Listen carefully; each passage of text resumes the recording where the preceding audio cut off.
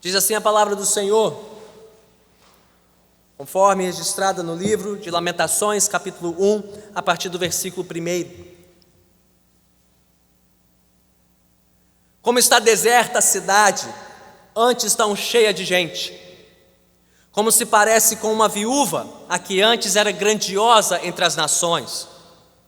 A que era a princesa das províncias, agora tornou-se uma escrava. Chora amargamente à noite, as lágrimas rolam por seu rosto. De todos os seus amantes, nenhum a consola. Todos os seus amigos a traíram, tornaram-se seus inimigos. Em aflição e sob trabalhos forçados, Judá foi levado ao exílio. Vive entre as nações sem encontrar repouso. Todos os que a perseguiram a capturaram em meio ao seu desespero. Os caminhos para Sião pranteiam, porque ninguém comparece às suas festas fixas.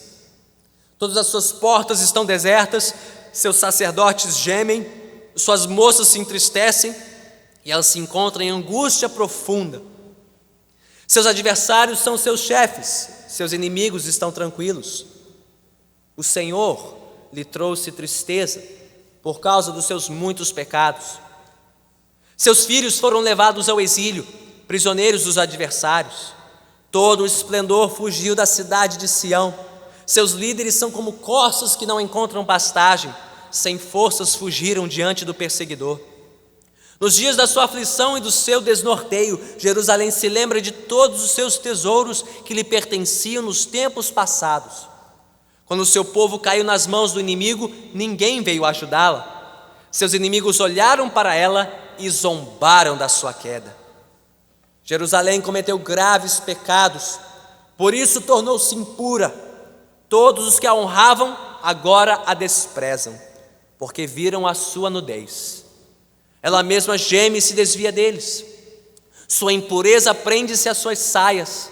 Ela não esperava que chegaria o seu fim. Sua queda foi surpreendente. Ninguém veio consolá-la.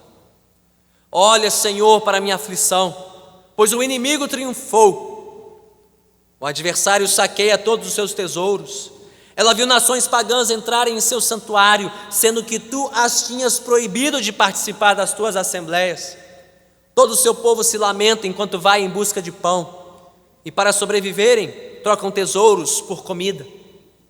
Olha, Senhor, e considera, pois tenho sido desprezada. Vocês não se comovem, todos vocês que passam por aqui? Olhem ao redor e vejam se há sofrimento maior do que me foi imposto, e que o Senhor trouxe sobre mim no dia em que se acendeu a sua ira. Do alto ele fez cair fogo sobre os meus ossos, armou uma rede para os meus pés e me derrubou de costas, deixou-me desolado e desfalecido o dia todo. Os meus pecados foram amarrados num jugo, suas mãos os ataram todos juntos e os colocaram em meu pescoço. O Senhor abateu a minha força, Ele me entregou àqueles que não consigo vencer. O Senhor dispersou todos os guerreiros que me apoiavam, convocou um exército contra mim para destruir os meus jovens. O Senhor pisou no seu lagar a virgem, a cidade de Judá. É por isso que eu choro, as lágrimas inundam os meus olhos. Ninguém está por perto para consolar-me, não há ninguém que restaure o meu espírito. Meus filhos estão desamparados porque o inimigo prevaleceu. Suplicante, Sião estende as mãos, mas não há quem a console. O Senhor decretou que os vizinhos de Jacó se tornem seus adversários. Jerusalém tornou-se coisa imunda entre eles. O Senhor é justo, mas eu me rebelei contra a sua ordem. Ouçam todos os povos, olhem para o meu sofrimento. Meus jovens e minhas moças foram para o exílio. Chamei os meus aliados, mas eles me traíram. Meus sacerdotes e meus líderes pereceram na cidade, enquanto procuravam comida para poderem sobreviver. Veja, Senhor, como estou angustiada.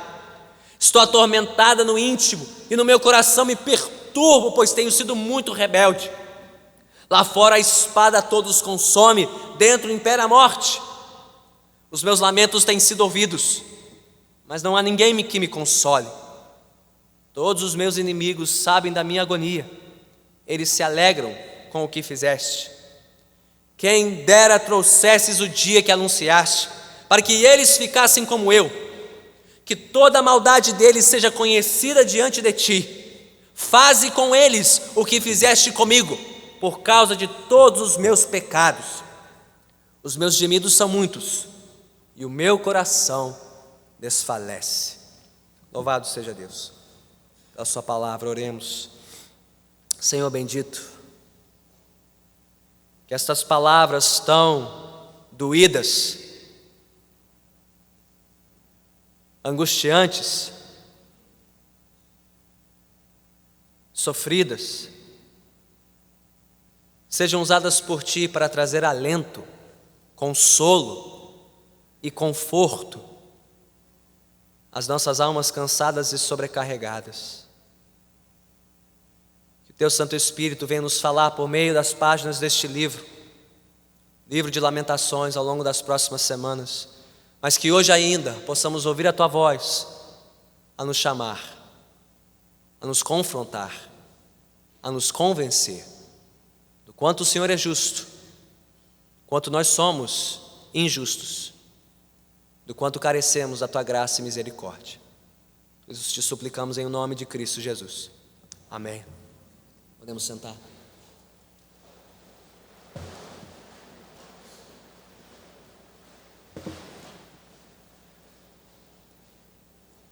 Do berço ao túmulo, a vida humana é marcada, dentre outras coisas, pelo sofrimento. No início da vida, sofremos para dar à luz, para nutrir, sustentar e criar uma vida em constante desenvolvimento. Ao longo da vida, também sofremos para suprir as nossas necessidades, para nos recuperar das nossas enfermidades, além de superar as nossas frustrações, as nossas tristezas e as nossas perdas sentidas. E ao final da vida, sofremos para nos despedir deste mundo e daqueles a quem nós tanto amamos. Portanto, do início ao fim da nossa vida, não existe um momento, uma etapa da nossa vida em que estejamos isentos de aflição e sofrimento. Nenhum de nós aqui, em nenhuma das etapas da nossa vida. Por mais difícil que seja reconhecê-lo, boa parte do nosso sofrimento, pasmem, ele é inevitável e inexplicável. Primeiro, o nosso sofrimento ele é inevitável simplesmente pelo fato de nós vivermos em um mundo caído, em um mundo corrompido, uma cidade corrompida, uma nação corrompida, um mundo corrompido, sujeito à enfermidade, sujeito à morte, sujeito às tragédias inerentes à nossa corrupção moral e espiritual, o que as Escrituras sagradas descrevem como o pecado original. A rebeldia do ser humano contra Deus, que gerou toda sorte de sequelas e consequências para este mundo e para a nossa sobrevivência nesta terra. Mas por outro lado, o sofrimento permanece muitas vezes inexplicável, visto que na absoluta soberania de Deus e no mistério da sua providência, nem sempre nós conseguimos identificar ou explicar o motivo ou a razão pelo nosso sofrimento. Não quer dizer que não exista razão ou motivo para as nossas aflições, mas não quer dizer que sempre conseguimos identificar por que estamos sofrendo, ou porque Deus está permitindo que passemos por determinada aflição. Alguém já experimentou isso? Diante de uma tragédia na sua casa ou de alguém conhecido, um revés inesperado, você já se perguntou: Deus, o que está acontecendo? O que o Senhor está fazendo? O que o Senhor quer fazer na minha vida, na vida desta família ou da nossa igreja? Alguém já se viu assim? Diante dos mistérios da providência e da soberania de Deus? Bem, você está em boa companhia. Outro livro da Bíblia fala sobre esse mistério, o livro de Jó. Se tivermos oportunidade, em outro momento poderemos também meditar sobre a experiência de Jó e como ele descobriu como confiar e descansar na soberania de Deus diante de um sofrimento inexplicável na sua vida. Mas existe uma parcela significativa do nosso sofrimento que é tanto explicável como evitável, pois não resulta nem dos mistérios da providência de Deus e nem tampouco de um mundo decaído e corrompido, mas é resultante da nossa própria culpa e da nossa responsabilidade moral. Por exemplo, a aflição que nós passamos em casa, talvez por uma indisciplina financeira, por uma falta de cuidado com a nossa mordomia que pode gerar desconforto e talvez até uma boa parcela de transtorno para a nossa casa. Ou sofrimento que vem com um destempero nosso ou de algum membro da nossa casa, que gera um mal-estar e às vezes ruptura de relacionamento com o cônjuge, com os filhos, com os parentes próximos. Ou sofrimento que advém de uma falta de perdão por alguém que nos lesou, alguém que nos feriu na nossa comunhão. E a pergunta é, bem, como nós devemos responder aos sofrimentos causados pelas nossas próprias falhas? Sejam elas falhas individuais ou coletivas, falhas talvez da nossa família, ou da nossa igreja, ou até mesmo da nossa cidade e nação. Como responder, como reagir ao sofrimento que é fruto da nossa própria culpa, do nosso próprio erro, da nossa ofensa? Bem, para responder esta pergunta, eu creio que será bastante proveitoso refletirmos juntos nas próximas semanas sobre este precioso livro de Lamentações. Não será um livro agradável, não será um livro fácil de ouvir, nem tampouco de expor e pregar, mas nem por isso deixa de ser um livro muitíssimo proveitoso para o nosso crescimento e amadurecimento espiritual.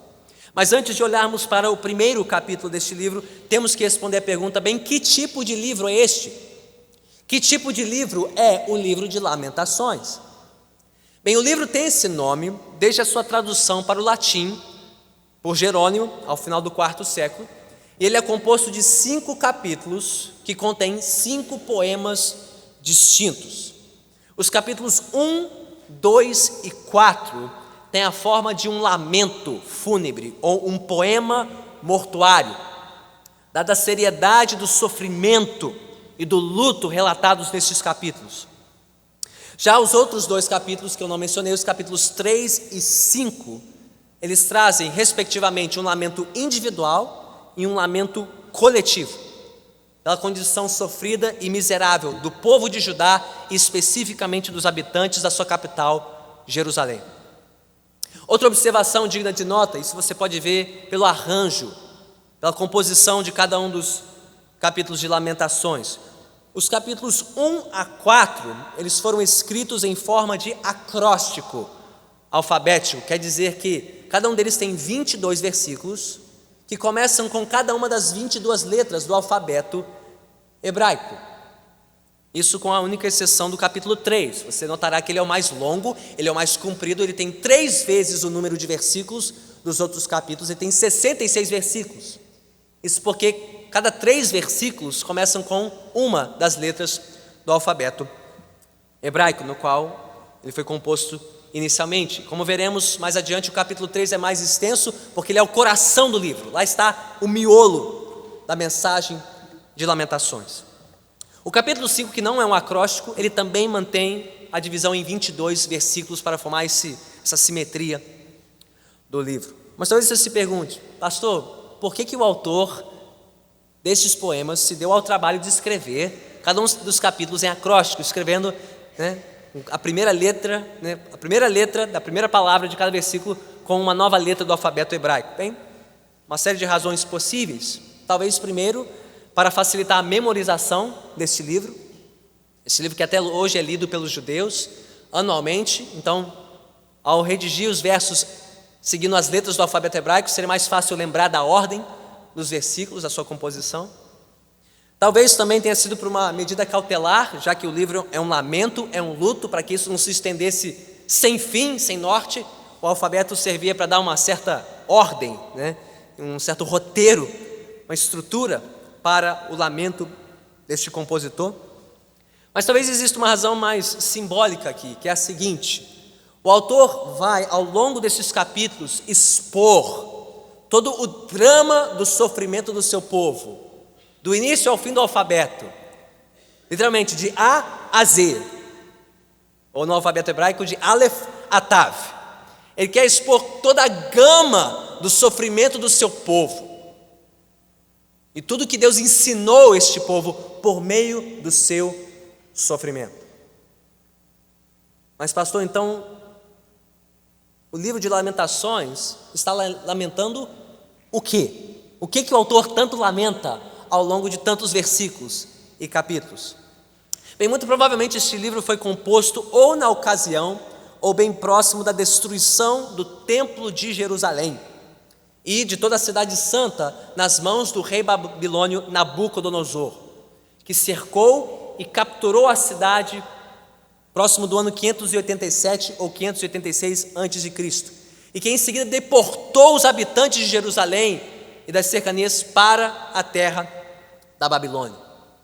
Bem, a julgar pelo drama dessas palavras, da maneira como o autor descreve de maneira viva a captura e a destruição de Jerusalém, é bem provável que estes poemas tenham sido escritos por uma testemunha ocular, alguém que esteve lá quando Jerusalém foi tomada e destruída por Nabucodonosor e os babilônios. O livro é anônimo, nós não sabemos por certo quem escreveu, embora a tradição cristã atribua este livro ao profeta Jeremias, visto que ele foi um dos que estava lá em Jerusalém quando a cidade foi tomada. Ele foi uma testemunha da captura de Jerusalém e foi alguém que ao longo da sua vida registrou vários lamentos pela situação terrível, pela ruína moral e pela corrupção espiritual do seu povo, que resultou no seu exílio. Bem, quer tenha sido Jeremias ou outro judeu que registrou essas palavras, não importa. O que nós sabemos, ou o que importa sabermos ao meditarmos neste livro é o seguinte: qual foi o significado do sofrimento daquele povo?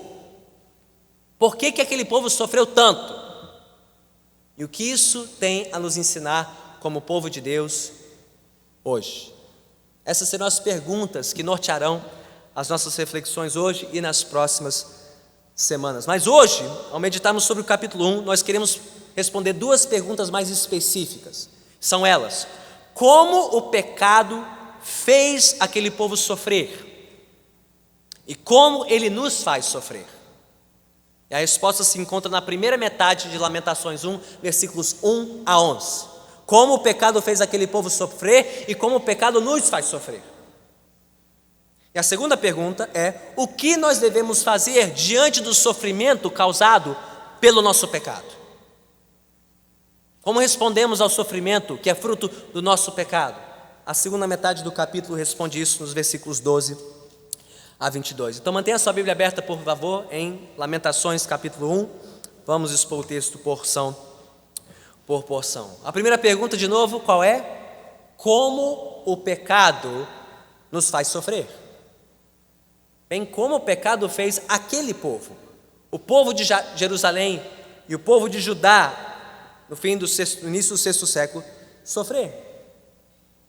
A primeira metade do capítulo nos mostra algumas coisas. Primeiro, o pecado nos faz sofrer porque o pecado nos engana.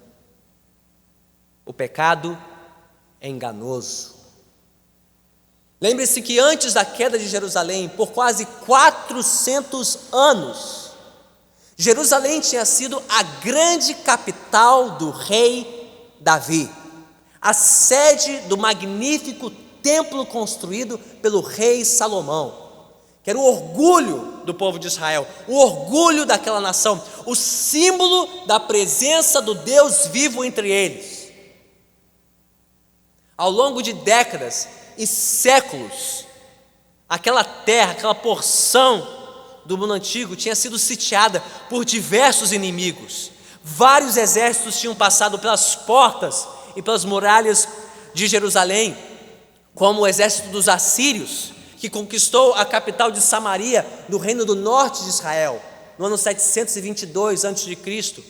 Mas Jerusalém não tinha sucumbido, tinha permanecido de pé diante de tantas ameaças, de tantas tentativas de conquista e destruição da cidade santa. E apesar de Deus ter enviado seus profetas contra Jerusalém e contra Judá por quase 200 anos, 2 séculos, a cidade ouviu os profetas denunciando seus pecados, avisando que Deus julgaria a imoralidade e a injustiça daquele povo. Bem, até o início do 6º século, a cidade ainda estava de pé, o juízo não tinha vindo. E o que o povo pensou? Bem, se Deus não nos julgou até agora, não deve querer nos julgar. Pois se fosse nos julgar, já teria feito isso há muito tempo. Ou seja, o povo às vésperas da chegada do rei Nabucodonosor estava o quê?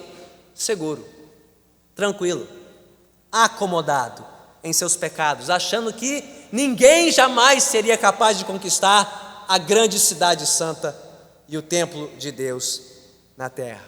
Bem, qual não foi a surpresa, não? Ou melhor, o choque, o horror, o terror daquela gente, quando enfim as palavras de Deus se cumpriram e a cidade caiu, contrariando todas as expectativas daquele povo. Isso está marcado aí principalmente nos versículos 1 e 2 de Lamentações 1. Veja os contrastes que expressam o choque, o horror daquela gente com a destruição de Jerusalém. Como começa o livro? Como está deserta a cidade. Que cidade? Jerusalém. Como está deserta a cidade, antes tão cheia de gente.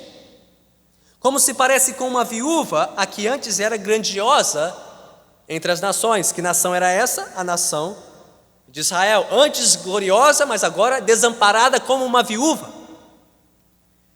A que era a princesa das províncias, agora tornou-se uma escrava. Que província era essa? A província de Judá. A que estava cheia, tornou-se deserta. A que era honrada, tornou-se desamparada. E a que era soberana como uma princesa, tornou-se uma escrava, vassala. E diz o versículo 2, que a que antes não parava de celebrar e ser celebrada, agora não parava de chorar. E não havia quem a consolasse. Versículo 2: chora amargamente à noite, as lágrimas rolam por seu rosto, de todos os seus amantes nenhum a consola, todos os seus amigos a traíram, tornaram-se seus inimigos.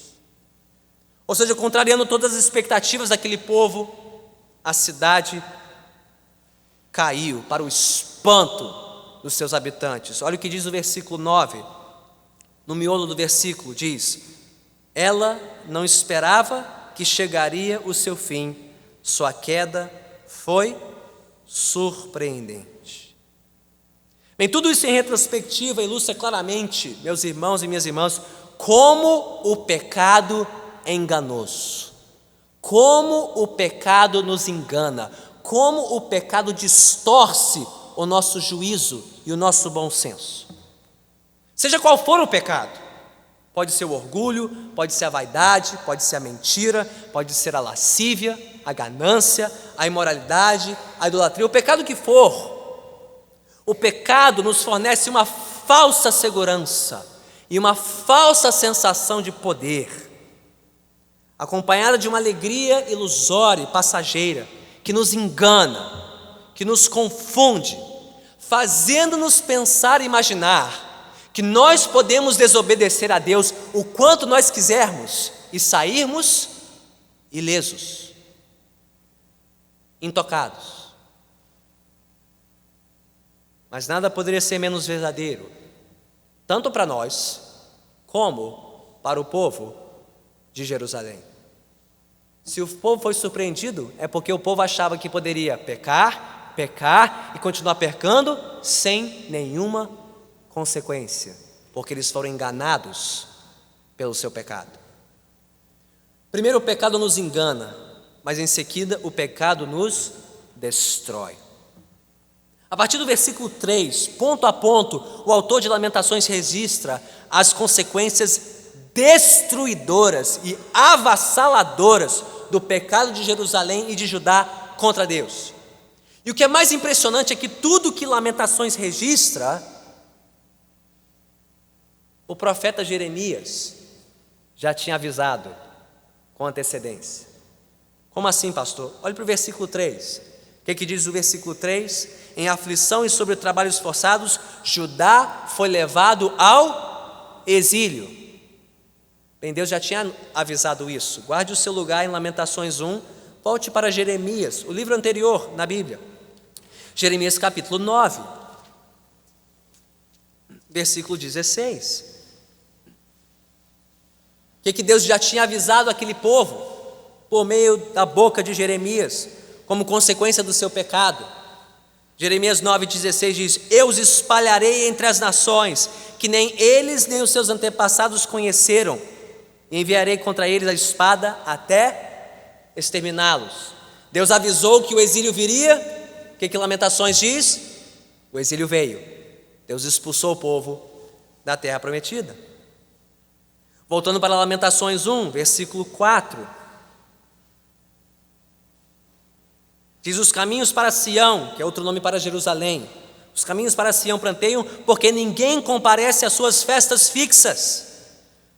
Que festas fixas eram essas? Eram as festas anuais, em que o povo de Deus vinha a Jerusalém, vinha ao templo para apresentar-se aos seus sacerdotes e oferecer suas ofertas, por conta da Páscoa, Pentecostes e tabernáculos.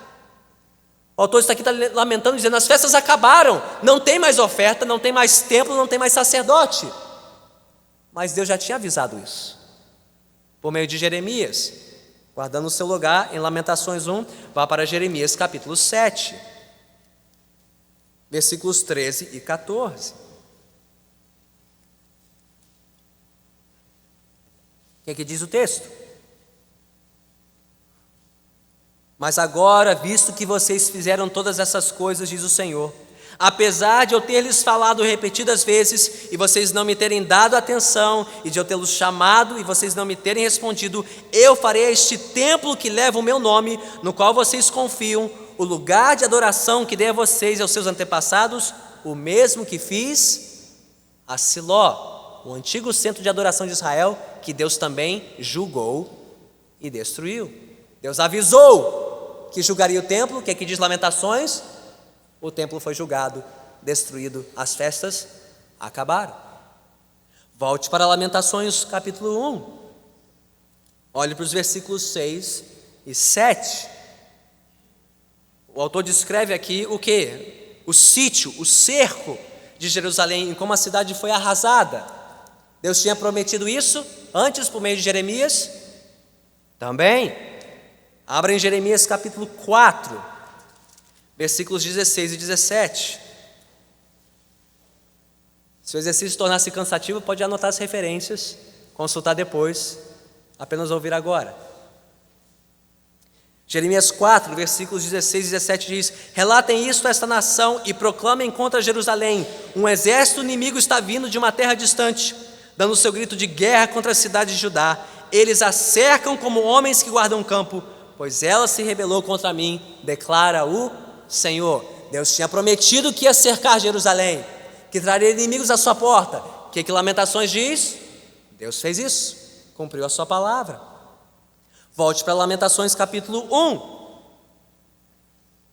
O versículo 11 fala da fome que afligiu aquele povo por conta do cerco. Diz: todo o seu povo se lamenta enquanto vai em busca de pão. Deus tinha prometido isso? Também. Pode anotar apenas a referência. Jeremias capítulo 8, versículo 13. Deus tinha dito: eu quis recolher a colheita deles, declara o Senhor, mas não há uvas na videira, nem figos na figueira, as folhas estão secas, o que lhes dei será tomado deles. Deus avisou que haveria fome na terra por conta da desobediência do povo. O que é que diz Lamentações 1? O povo padeceu de fome. E um último exemplo, de novo em Lamentações 1. Já vimos no versículo 2, o autor lamentando o fato de que os amigos, os aliados de Jerusalém não vieram socorrê-la quando os babilônios bateram à sua porta. Deus tinha anunciado isso? Sim, está lá em Jeremias capítulo 2, versículo 18.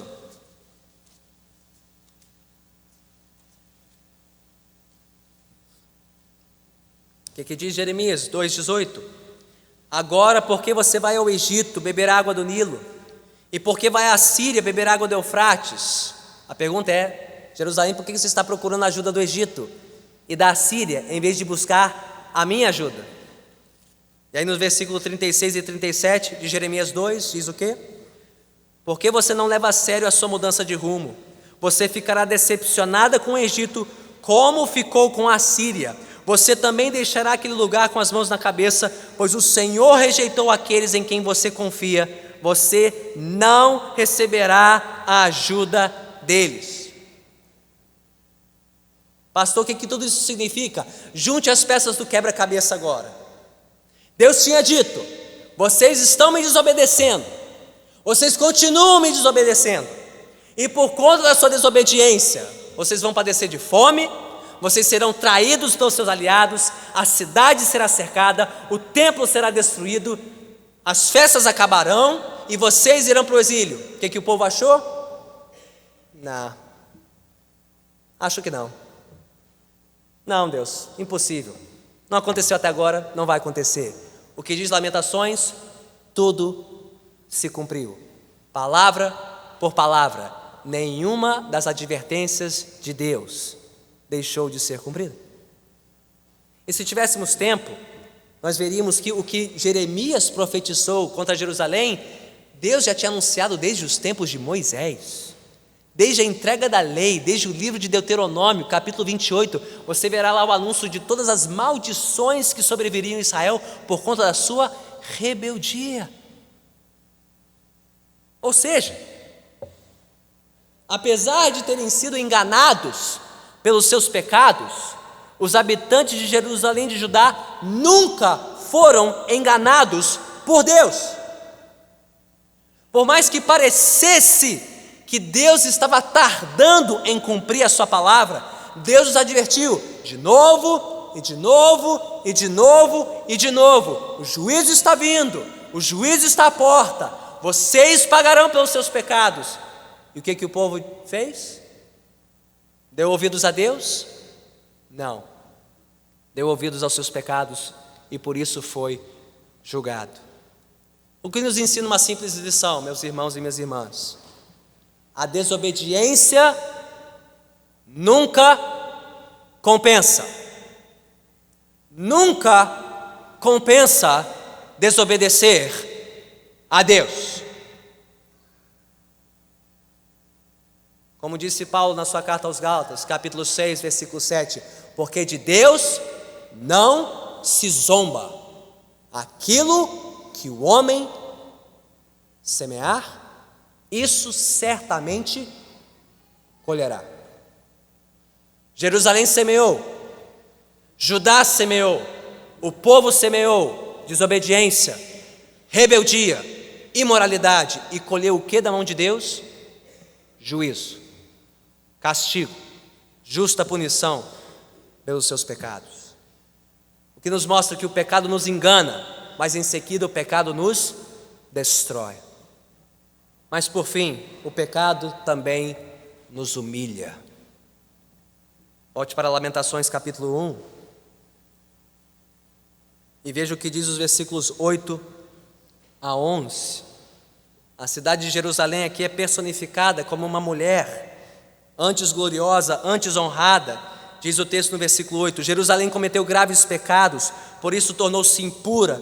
Todos os que a honravam agora a desprezam, porque viram a sua nudez. Ela mesma geme e se desvia deles. Sua impureza prende-se às suas saias. Olha só, Jerusalém, antes tida como uma bela cidade, uma formosa capital de um maravilhoso reino, admirada pelas nações, agora é descrita por este autor como uma mulher impura, desprezada, envergonhada, humilhada, desprezada, violentada, envergonhada pelos seus pecados. O que nos mostra que o pecado primeiro nos humilha diante dos homens. Mas segundo, que o pecado também nos humilha perante Deus. Jerusalém, que antes era a habitação de Deus, o lugar de Deus na terra, onde Ele fazia morada, que Deus tinha separado Jerusalém e o seu templo especialmente para ser dele e dele somente. Olha o que diz o versículo 10, Lamentações 1. O adversário saqueia todos os seus tesouros. Ela viu nações pagãs entrarem em seu santuário, sendo que tu as tinhas proibido de participar das tuas assembleias. O que o autor está registrando aqui? Deus, parece que o Senhor não habita mais entre nós.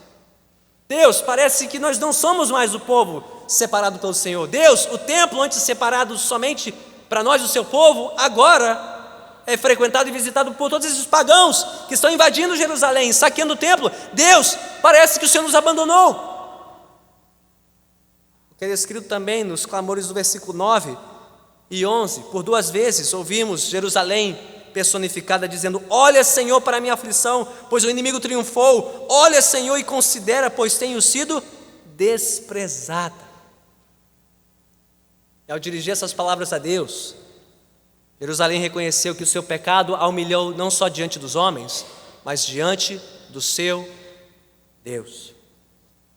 Ou seja, por mais que o pecado possa nos trazer alguma honra, algum reconhecimento nesta vida, saiba que em seguida o pecado nos envergonha, nos humilha, diante dos que estão mais próximos, da nossa família, nossa casa, nossa vizinhança, nosso trabalho, na própria igreja.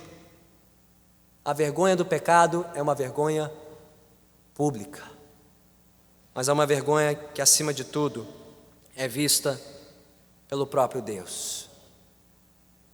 Por tudo isso, meus irmãos e minhas irmãs, como é terrível o sofrimento resultante dos nossos pecados. Como o pecado nos faz sofrer. Primeiro nos enganando, depois nos arruinando e por fim nos humilhando. Coisa terrível é sucumbir debaixo dos nossos pecados. Coisa terrível é se lançar ao pecado e viver em pecado contra Deus. Seja qual for o pecado. Se for o pecado da ganância e do materialismo, por exemplo, é um pecado que nos engana com as suas ofertas de status, de poder, de influência que vem com o dinheiro e as posses. Mas é um pecado que nos corrói, que corrói a nossa confiança em Deus ao confiarmos nos nossos bens e no nosso patrimônio, que corrói a nossa compaixão pelos que carecem da nossa ajuda material e que nos envergonha quando nos vemos em necessidade do socorro de Deus e uns dos outros. Ou tome, por exemplo, o pecado da lascívia, o pecado da imodéstia, da sensualidade, o pecado da pornografia.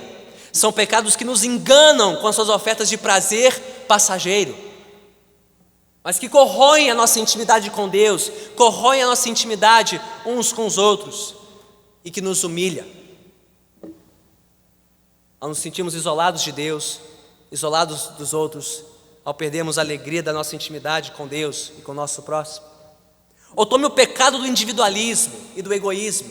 São pecados que nos enganam porque nos fazem crer que nós somos autossuficientes, independentes, que não precisamos de nada e de ninguém. Mas é um pecado que nos arruina, porque destrói a nossa submissão a Deus e destrói a nossa submissão uns aos outros, que nos aliena e nos envergonha quando nos deparamos com as nossas fraquezas, com as nossas limitações. Ou tome o pecado do ressentimento, do rancor, da falta de perdão. Como é que esses pecados nos enganam? Nos enganam fazendo com que pensemos que somos mais merecedores da misericórdia de Deus e menos merecedores que o juízo de Deus comparado aos demais. E consequentemente é um pecado que compromete a nossa humildade perante Deus, a nossa humildade perante os outros, que corrói, é o ácido corrosivo do ressentimento e do rancor que corrói os nossos relacionamentos mais íntimos. Então veja, irmãos, como o pecado nos engana primeiro, como ele nos arruina e depois como ele nos humilha, como ele nos envergonha. Então, se você é alguém que não conhece a Deus, se você chegou aqui nesta noite não conhecendo a Deus e a sua palavra, deixe-me perguntar, se você reconhece hoje diante de Deus e da sua palavra, quanto o pecado é uma força terrível e destruidora na sua vida. Talvez você tenha chegado aqui sem saber por que você sofre tanto, por que a vida é tão sofrida, por que ela é tão difícil no seu lar, na sua família, com seus filhos, com seus amigos. Você não consegue dar nome, você não consegue explicar isso. A Bíblia explica. Você é um pecador, eu sou um pecador, todos nós pecamos e sofremos por conta dos nossos pecados. Sofremos por conta da nossa rebeldia contra Deus e contra a sua palavra. Você reconhece isso hoje? Porque até que você reconheça isso, o seu problema, o seu pecado, você nunca conhecerá a solução da graça de Deus. Sim, você também que como eu já conhece a Deus e a sua palavra, reconhecemos o quanto o pecado ainda é capaz de nos enganar, de nos arruinar e de nos envergonhar. Ou você pensa como os habitantes de Jerusalém e Judá, que por fazer parte do povo de Deus, que por fazer parte da igreja, você está isento do pecado? Seguro? Não, pastor, eu não sou como o resto da minha família. Não, eu não sou como os meus colegas de trabalho. Não, eu não sou como esses crentes que se dizem crentes. Eu sou de uma igreja séria, pastor. Sou da catedral, sou diferente, sou distinto. Os outros podem sofrer pelos seus pecados. Eu não. Eu sou diferente, eu sou um eleito. Você acha que eleitos não pecam? Que crentes sinceros e sérios não pecam? E não sofrem pelos seus pecados? Não são visitados pela disciplina de Deus por conta dos seus pecados? Será que no íntimo guardamos uma falsa segurança de que por sermos crentes há muito tempo, a sermos muito rodados, somos menos tentados e menos capazes de tropeçar nos nossos pecados e de sofrer por eles? Mesmo que você faça parte do povo de Deus, esteja ciente do sofrimento que o pecado traz, deixa eu te perguntar, você como Jeremias e como os outros profetas do passado, você tem ajudado outros na sua família, no seu trabalho e sim na sua igreja? Você tem ajudado outros ao seu redor a enxergarem os efeitos terríveis do pecado em suas vidas? Em alertá-los quanto a isso? Ou você tem tomado uma postura de indiferença? Pastor, Deus deu a vida para que cada um cuide da sua, eu tenho os meus pecados, quem sou eu para me meter na vida dos outros? Quem sou eu para opinar sobre os outros? Quem sou eu para dizer para fulano ou ciclano o que fazer com a sua vida? Eu não, não vou jogar pedra nos outros porque eu tenho teto de vidro também. Quanto você tem mantido uma distância indiferente quanto aos pecados dos membros da sua família, seus filhos, seu cônjuge, seus parentes, que estão sofrendo por causa dos seus pecados? Membros da sua igreja que estão sofrendo terrivelmente porque estão sendo enganados pelos seus pecados, estão sendo destruídos pelos seus pecados, estão sendo envergonhados por causa dos seus pecados. Quanto você tem feito em amor para socorrer essa gente e alertá-los dizendo, olha, se você continuar assim, você vai sofrer mais, porque de Deus não se zomba. O que você semear, você vai colher. E por amor dizer a verdade a essa gente, e dizer, arrependa-se dos seus pecados e volte-se para Deus antes que seja tarde demais. Porque o pecado vai nos fazer sofrer.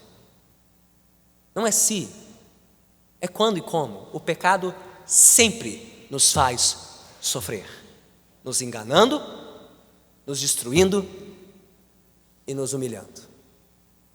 Mas a pergunta é, bem, o que fazemos diante do sofrimento causado pelo nosso pecado? Vamos olhar mais rapidamente para a segunda metade de Lamentações 1. Em como o povo reagiu ao sofrimento causado pelo seu pecado. Primeira coisa que o povo fez, o povo confessou a justiça de Deus. O povo confessou que Deus era justo. Bem, quando nós somos castigados, quando nós sofremos por conta dos nossos pecados, nós cremos que Deus apenas assiste passivamente ao nosso sofrimento? Apenas deixa as coisas correrem o seu curso? Ou nós cremos que Deus age ativamente quando estamos sofrendo pelos nossos pecados?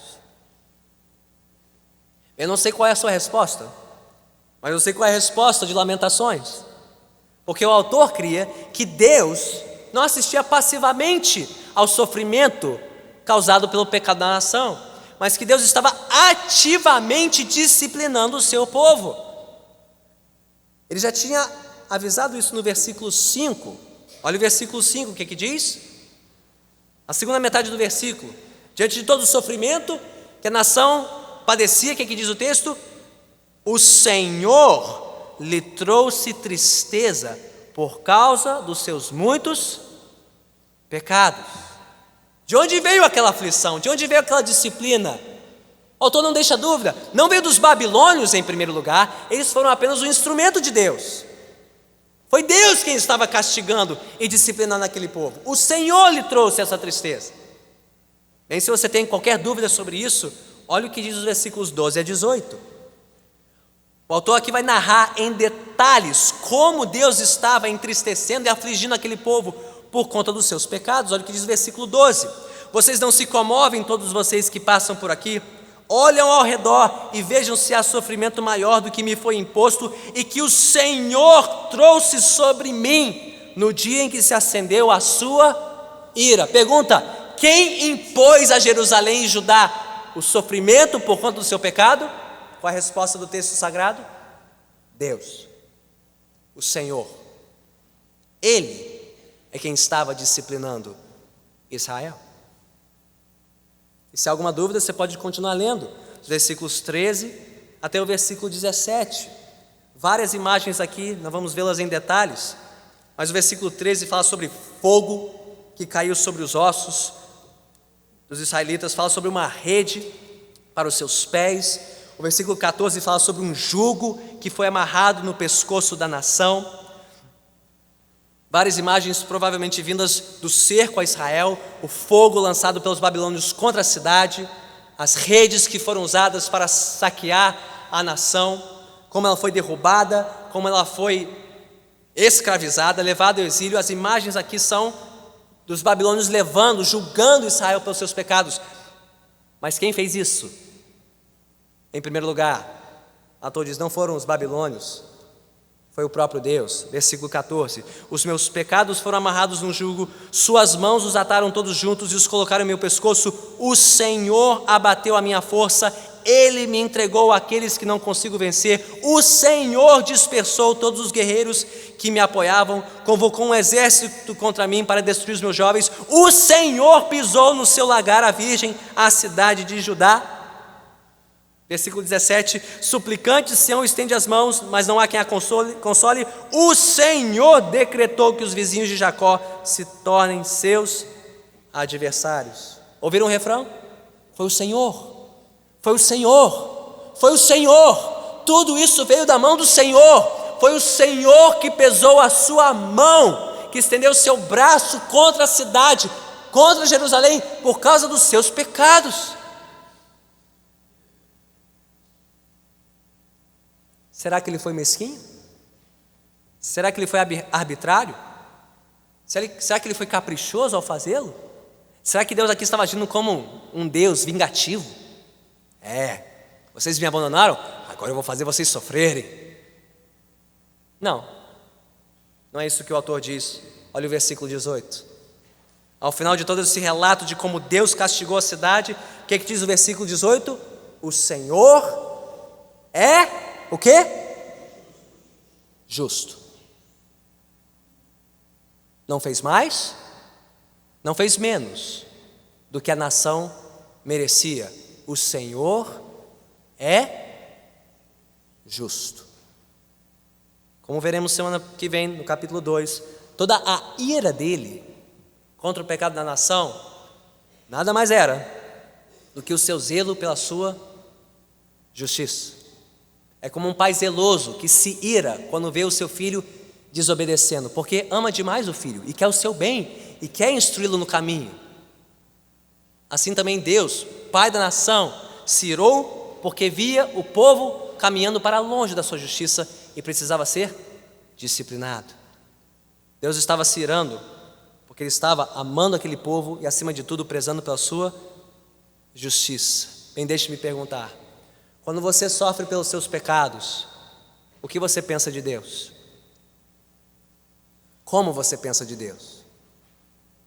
Quando você se vê diante da aflição causada pelo seu pecado, o que lhe vem à mente? Que Deus foi mesquinho? Que Deus é caprichoso ou arbitrário? Ou que Deus é justo? Porque Ele é sempre justo e age segundo a sua justiça.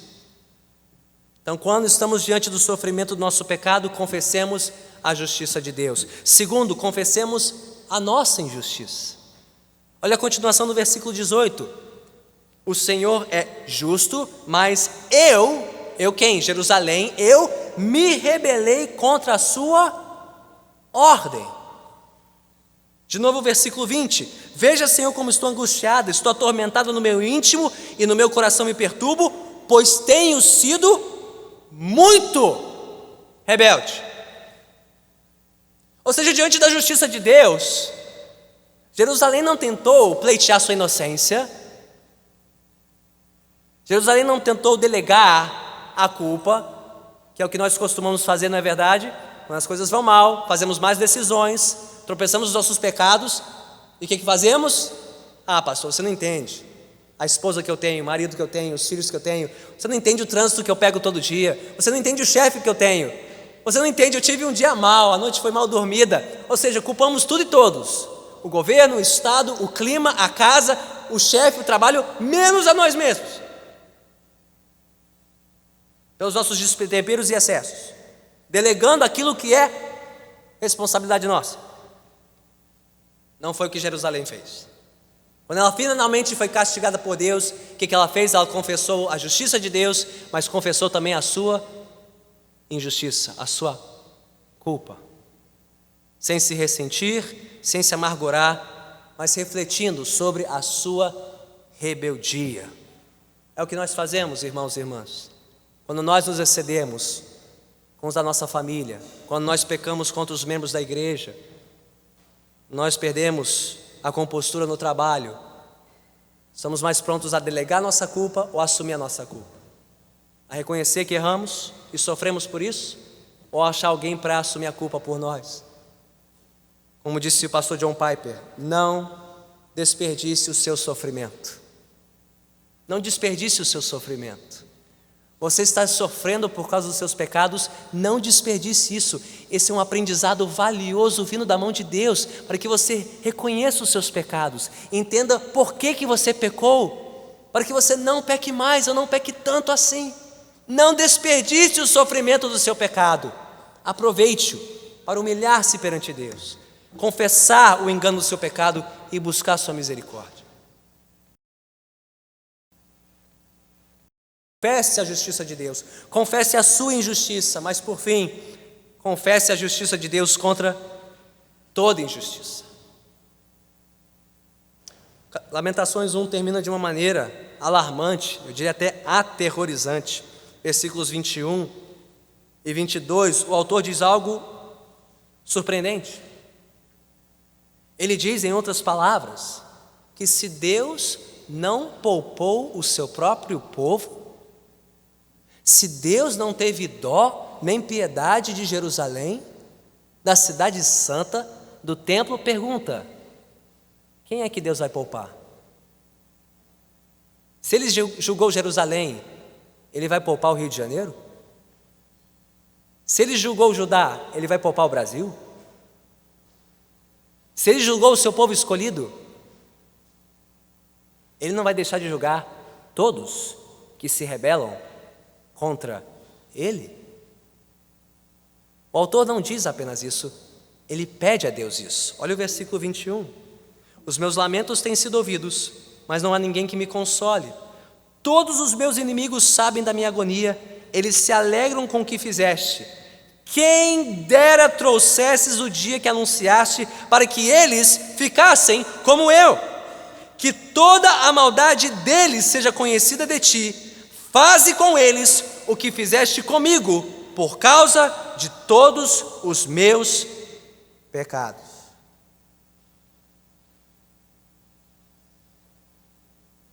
Então, se Deus já julgou o seu povo antes, pode julgar o seu povo de novo? E mesmo todos os povos da terra, Ele também prometeu julgar, porque de Deus não se zomba. O que o homem semear, isso certamente ele colherá. Então, meus irmãos, o que devemos fazer diante do sofrimento causado pelo nosso pecado, seja ele nosso individual, da nossa família, da nossa igreja ou da nossa nação, que nos mostra Lamentações, nós precisamos confessar. Confessar quem Deus é santo, Deus é justo, e de Deus não se zomba. Confessar quem nós somos pecadores, merecedores da ira de Deus. E confessar quem todos são pecadores, carentes da graça e misericórdia do Senhor. Então, o que aprendemos hoje com este primeiro lamento? Vimos que nem todo sofrimento desta vida é inevitável, inexplicável. Graças a Deus por isso, não é verdade? Já imaginou se todo o sofrimento desta vida fosse inevitável e inexplicável? Seria insuportável viver, não é verdade? Mas que bom que nem todo sofrimento nesta vida é inevitável, inexplicável. Que há muito do nosso sofrimento que é tanto explicável como evitável. E diante do sofrimento causado pelo nosso pecado, o que precisamos saber? Precisamos reconhecer que o pecado é enganoso, ele é destruidor, ele é humilhante.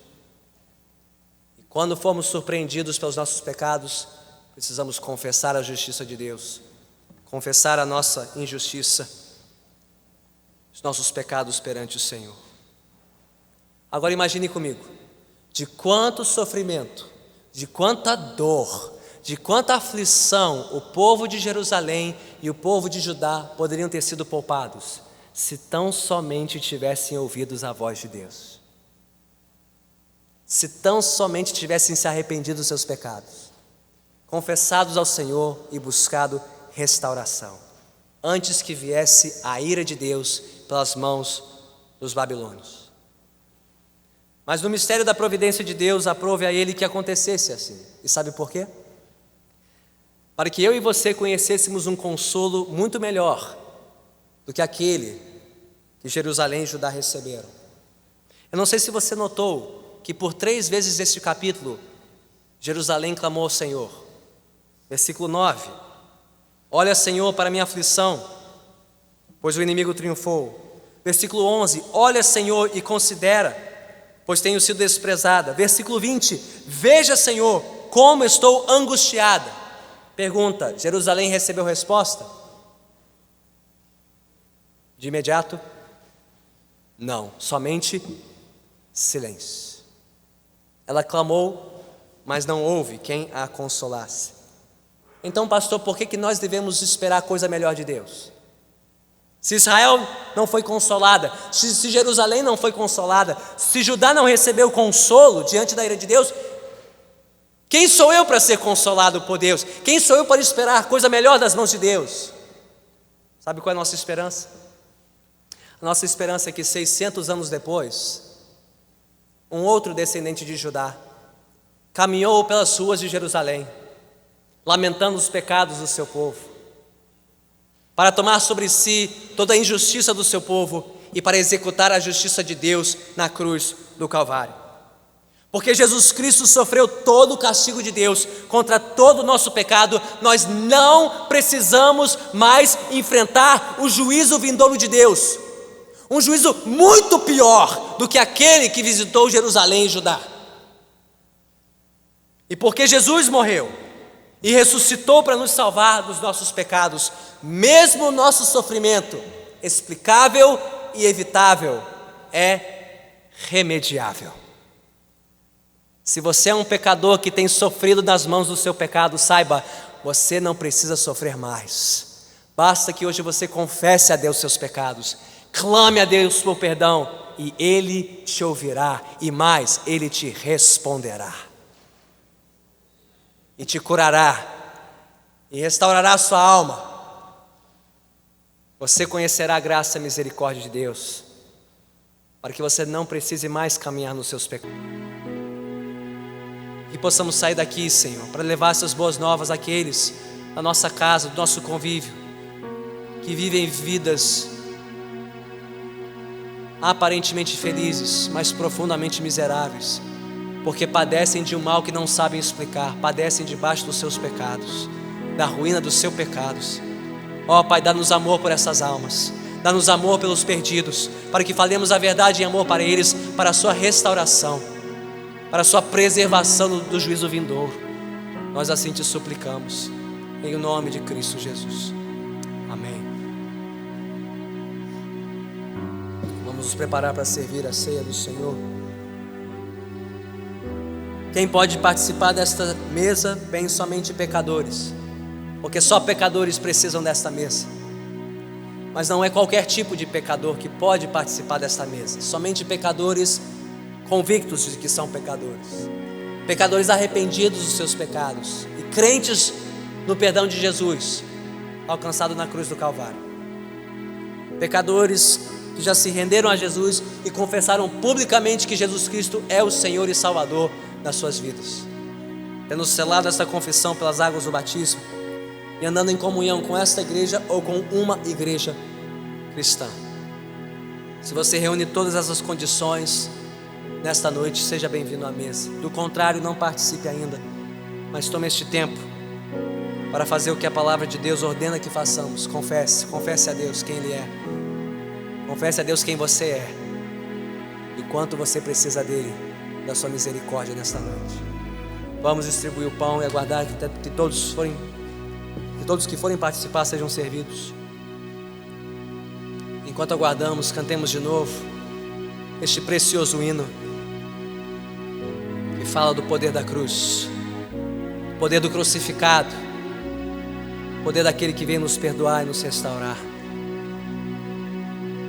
Eis que foge a luz, em vergonha e dor, Cristo caminha rumo à cruz, mudo ali sofreu, escárnio suportou, paga minha punição. Este é o poder da cruz. Cristo fez-se maldição, tomou a culpa, toda a ira, seu sangue nos comprou perdão. Quão terrível dor marca o seu olhar, pesa em seus ombros meu pecado, cada vil pensar, cada torpe agir, cravam seus pés e mãos. Este é o poder da cruz. Cristo fez-se maldição, tomou a culpa, toda a ira, seu sangue nos comprou